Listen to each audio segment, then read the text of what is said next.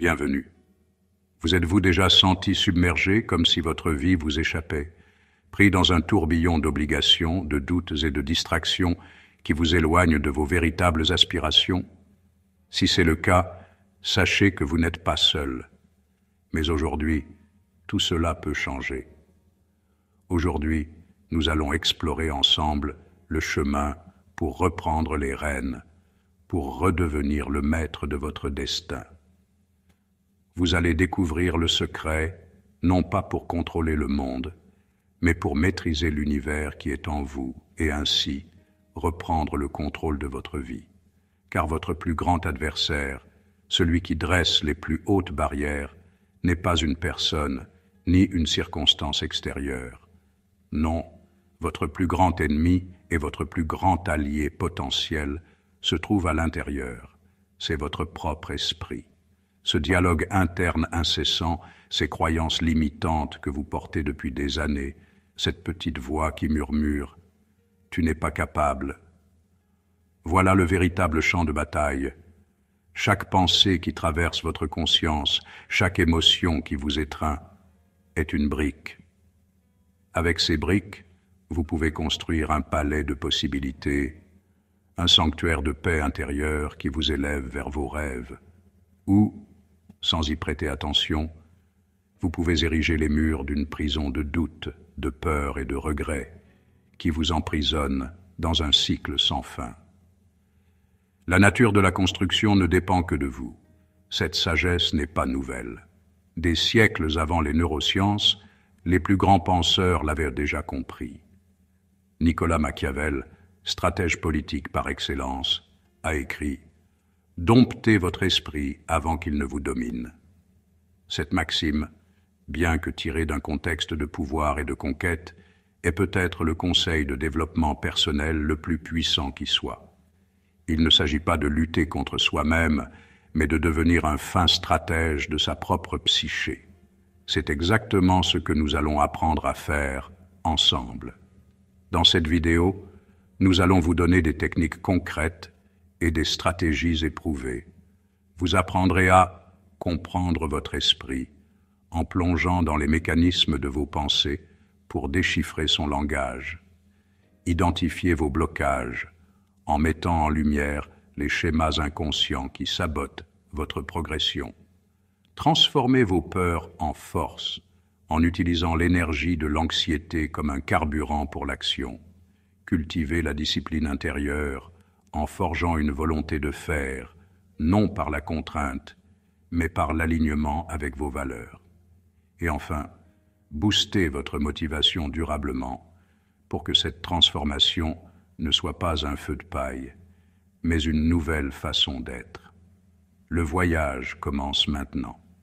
Alors, je vous invite à faire une pause, éloignez les distractions, mettez le monde extérieur en sourdine, installez-vous confortablement. Prenez une longue et profonde inspiration et en expirant, laissez partir les tensions de la journée. Sentez-vous présent, ici et maintenant, car vous êtes sur le point de vous engager sur une voie de maîtrise de soi. Préparez-vous à dompter votre esprit. Imaginez votre esprit comme une métropole vaste et complexe. C'est une ville qui ne dort jamais, un réseau infini de rues et de quartiers. Certaines de ces rues sont de grands boulevards lumineux, baignés de soleil. Ce sont les avenues de la créativité, les places publiques de la joie, les quartiers où naissent vos ambitions et vos idées les plus inspirantes. Chaque recoin y respire la vie, l'optimisme et le potentiel. C'est là que vous vous sentez puissant, aligné, capable de tout accomplir. Mais comme toute ville, votre esprit a aussi ses zones d'ombre, des ruelles étroites et sombres, des impasses où s'accumulent les regrets du passé et les angoisses de l'avenir. Dans ces rues errent des fantômes, la peur, le doute, la critique intérieure, les schémas de pensée limitantes. Ces quartiers ne sont pas apparus par hasard. Ils ont été construits, brique par brique, par les expériences passées, les échecs et les paroles décourageantes. La question fondamentale est la suivante: qui dirige cette ville? Êtes-vous un simple habitant, ballotté au gré du trafic de vos émotions, coincé dans les embouteillages de l'anxiété? Ou êtes-vous l'architecte, l'urbaniste, le souverain de votre propre royaume mental? Car si vous ne prenez pas le contrôle conscient de cette ville, ses quartiers les plus sombres finiront par dicter vos déplacements, vos décisions et ultimement votre destinée. Elle vous contrôlera. Pour reprendre le pouvoir, votre première arme, votre outil le plus fondamental, est la conscience. C'est la lampe torche que vous allumez pour explorer les ruelles sombres. C'est la capacité de monter au sommet du plus haut gratte-ciel de votre esprit pour observer l'ensemble de la ville, sans vous perdre dans une seule rue. La pratique est simple en théorie, mais profonde en application. Observez vos pensées, mais sans les juger. Imaginez-les comme des nuages qui traversent le ciel de votre esprit. Vous n'êtes pas le nuage, vous êtes le ciel immense et immuable qui les contient. Ne vous accrochez pas à eux, ne les analysez pas, ne vous blâmez pas de les avoir. Simplement, observez-les, reconnaissez leur présence, puis regardez-les continuer leur chemin et se dissiper. Comprendre ce mécanisme est crucial, car chaque pensée est une graine. Une fois plantée dans votre esprit, elle germe et donne naissance à une émotion. Et cette émotion, à son tour, devient le carburant qui alimente vos actions. C'est une chaîne de cause à effet implacable. Une simple pensée de doute, « je ne suis pas capable », fait germer la peur de l'échec. Cette peur vous paralyse. Vous n'essayez même pas, ou vous abandonnez à la première difficulté. L'action est avortée. La pensée initiale est devenue une prophétie auto-réalisatrice. Inversement, une pensée de confiance, c'est un défi, mais je peux le surmonter, fait naître un sentiment de détermination. Cette détermination alimente l'action. Vous vous préparez, vous vous lancez, vous persévérez malgré les obstacles. Cette pensée vous propulse vers vos objectifs. Cette idée n'est pas nouvelle. Les plus grands esprits de l'histoire l'avaient comprise. Machiavel, dans sa sagesse politique et stratégique, a écrit « Qui ne sait pas se gouverner lui-même est gouverné par ses passions. » Et que sont ces passions, sinon les manifestations les plus brutes de vos pensées et émotions non maîtrisées? Ce sont vos peurs irrationnelles, vos envies immédiates et insatiables, vos colères explosives.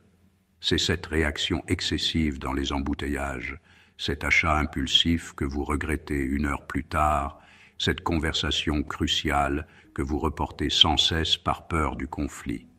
Si vous ne les maîtrisez pas, si vous ne devenez pas le souverain qui gouverne avec sagesse, alors ces passions deviendront vos tyrans. Elles vous maîtriseront, et votre vie ne sera qu'une succession de réactions impulsives plutôt qu'une série de choix délibérés. Faisons un exercice pratique, ici et maintenant. Fermez les yeux un instant, inspirez profondément par le nez et expirez lentement par la bouche. Laissez une pensée négative ou stressante remonter à la surface, sans la forcer. Une inquiétude, une critique, un doute. Maintenant, donnez-lui une étiquette, un nom, peur, anxiété, colère. En la nommant, vous créez une distance. Ce n'est pas vous, c'est juste une pensée. À présent, visualisez cette pensée comme une feuille posée sur une rivière. Regardez-la simplement, sans la pousser, alors que le courant l'emporte doucement, jusqu'à ce qu'elle disparaisse de votre vue. Ouvrez les yeux. Vous venez de passer du rôle de prisonnier à celui d'observateur.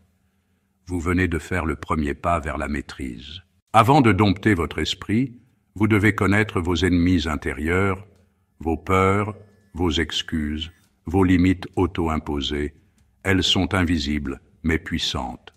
Procrastination, autosabotage, distraction constante.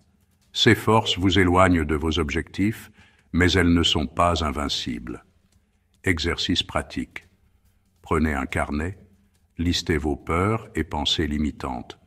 Pour chaque blocage, notez une alternative positive. Transformez vos chaînes mentales en marche vers la réussite. La peur, cette sensation viscérale, nous la voyons comme une faiblesse, un signal d'arrêt. Mais c'est une erreur. La peur n'est pas votre ennemi. C'est une source d'énergie brute qui attend d'être canalisée. C'est un ancien mécanisme de survie conçu pour vous rendre plus alerte, plus fort. Le défi n'est pas de l'éliminer, mais d'apprendre à la transformer. Nicolas Machiavel voyait la peur comme une énergie puissante, un levier de pouvoir. Il conseillait aux princes de l'utiliser pour motiver. Nous pouvons retourner cette leçon contre nous-mêmes. Au lieu de laisser la peur nous contrôler, nous pouvons nous en emparer pour nous discipliner et nous propulser vers nos ambitions. La peur devient alors notre serviteur. Prenez la peur de l'échec. Au lieu de la laisser vous paralyser, écoutez son message. Attention, prépare-toi mieux. C'est un signal pour vous préparer avec rigueur, pour peaufiner chaque détail. La peur de l'échec, bien utilisée, se métamorphose en une quête d'excellence. C'est la motivation pour se préparer. De même, la peur du jugement, la crainte du regard des autres. Retournez-la et elle devient un outil de clarification. Elle vous force à vous poser les questions essentielles sur vos valeurs et vos objectifs. C'est un moteur pour construire une fondation de principes solides et agir avec authenticité. Alors, comment opérer concrètement cette alchimie mentale? Voici des techniques simples et puissantes que vous pouvez intégrer dès aujourd'hui. Premièrement, la visualisation stoïcienne. Visualisez le pire scénario, ressentez la piqûre, puis demandez-vous, et ensuite, comment est-ce que je rebondis? En planifiant votre réponse à la catastrophe, vous la désamorcez. L'inconnu devient gérable, et vous réalisez que vous êtes capable de le surmonter. Deuxièmement, faites chaque jour quelque chose qui vous met légèrement mal à l'aise. Le courage est un muscle qui se renforce par la pratique. Prenez une douche froide, osez poser une question. Chaque petite victoire sur l'inconfort élargit votre zone de confiance et prouve à votre cerveau que vous êtes aux commandes. Troisièmement, créez un rituel de courage. Avant un défi, ancrez-vous. Posture droite, respiration profonde. Puis, affirmez à voix haute, « Je contrôle mon esprit, je ne laisse pas mes peurs me gouverner. Cette énergie est mon carburant. » Vous ne niez pas la peur, vous la reconnaissez et vous lui donnez une direction. Imaginez une personne qui a peur de parler en public. Elle commence par s'entraîner seule devant son miroir, s'habituant au son de sa propre voix. C'est sa première sortie de zone de confort. Ensuite, elle présente son discours à un ami de confiance, affrontant une première forme de jugement dans un cadre sécurisé. Chaque étape transforme la peur en confiance. Elle se lance ensuite devant un petit groupe armé de son rituel de respiration. Progressivement, elle domine cette émotion au lieu d'en être dominée. Elle ne cherche pas à ne plus avoir peur, mais à agir malgré la peur.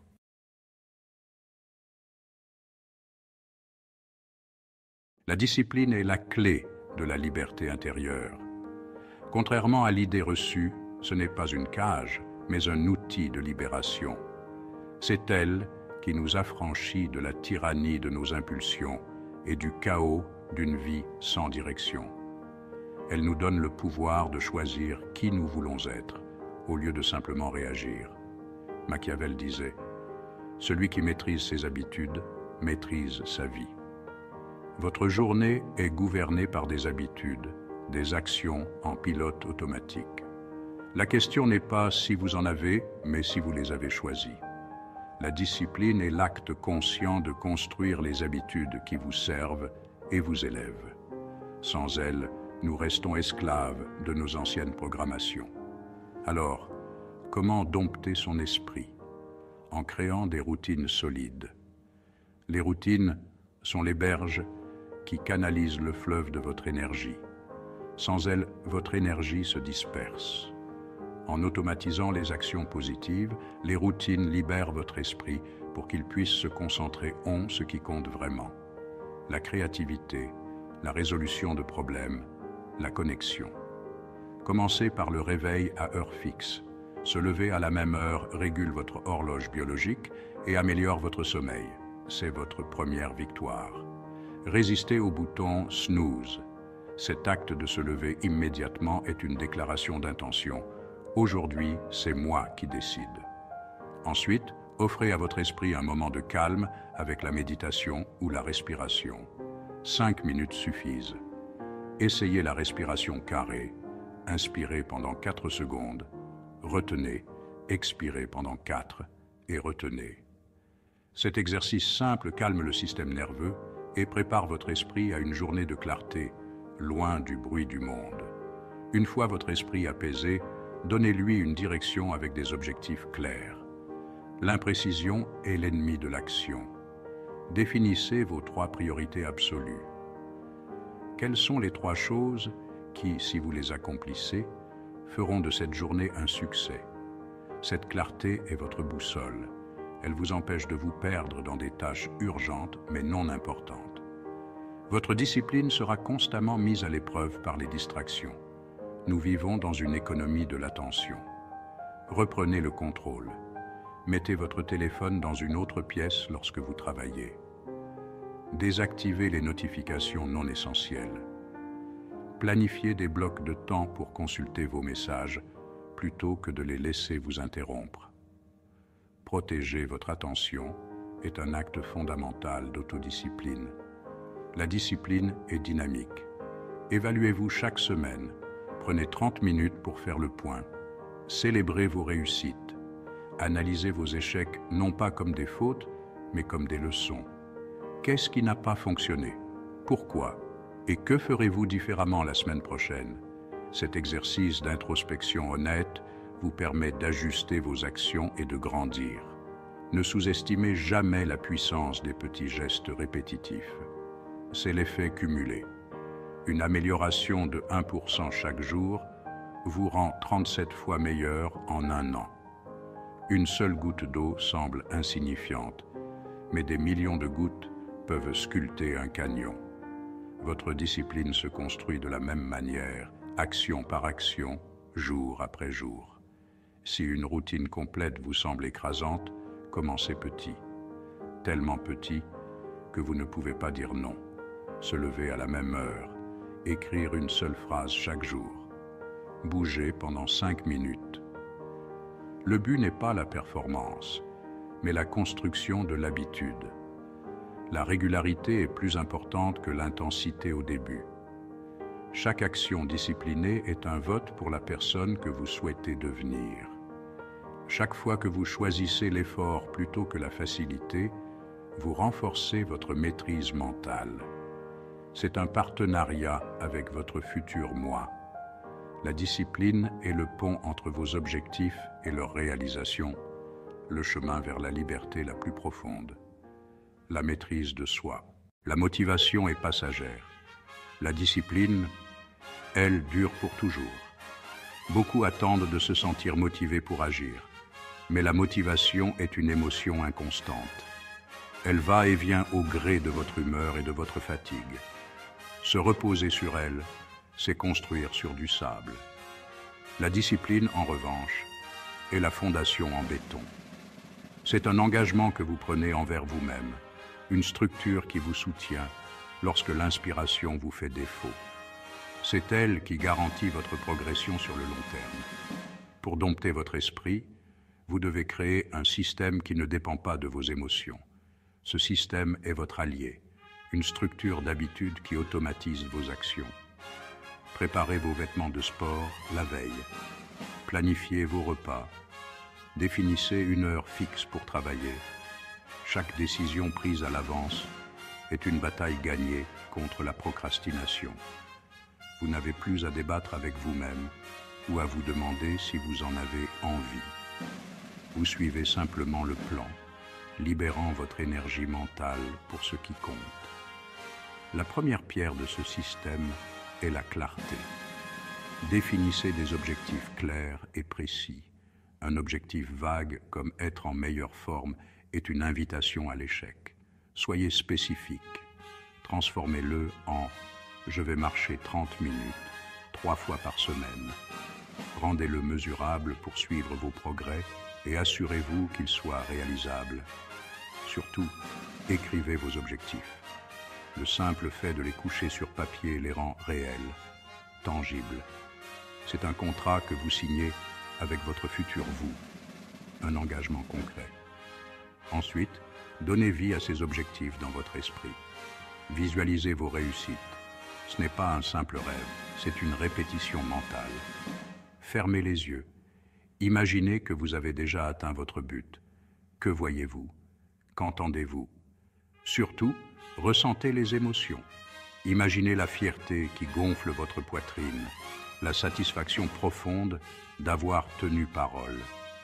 Votre cerveau ne distingue pas toujours une expérience intensément imaginée de la réalité.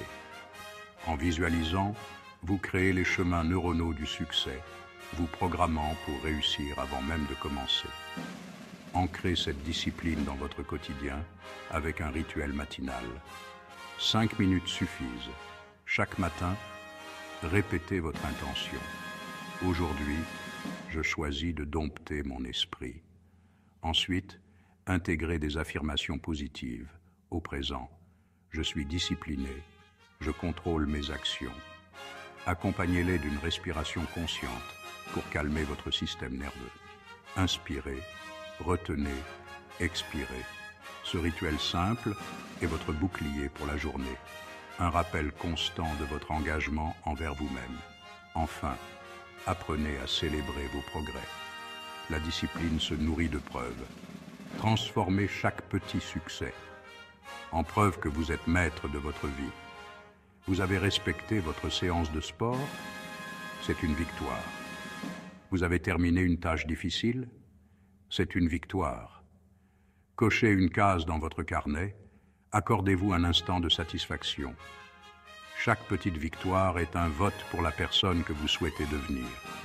Avec le temps, ces votes s'accumulent et forgent une nouvelle identité, celle d'une personne qui tient ses engagements. La motivation vous fait démarrer, la discipline vous fait continuer. Devenez l'architecte de votre esprit. Nous arrivons au terme de ce voyage, mais ce n'est que le début du vôtre. Le chemin vers la maîtrise de soi est une aventure quotidienne. Rappelez-vous des principes que nous avons explorés. Ce sont les clés pour déverrouiller la meilleure version de vous-même.